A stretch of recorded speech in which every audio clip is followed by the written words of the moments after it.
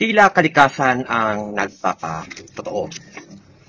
Hapon po ng Agosto 30, mga alas 6 ng hapon, 4 na pong mga kabataan ng isang eskwelahan ang sumisilong dito sa bagong gawa na Peñaranda Park, 96 million, dyan po sa syudad ng Legazpi. Nabagsakan po ang ilang kabataan na sumisilong po dito at 6 po dyan ay malubha ang kalagayan at may isa pang mas pinakamalubha. Dapat hong may managot.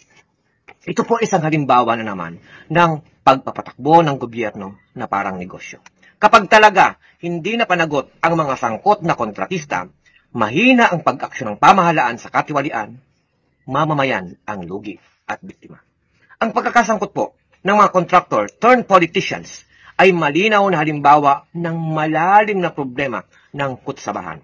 Impluwensya, pera, nakakabulag talaga. Kaya mga kababayan, ito pong malinaw na high tone ang naggawa, subcontract ng kapatid nitong Vice Governor ngayon sa Albay ay malinaw na dapat may managot.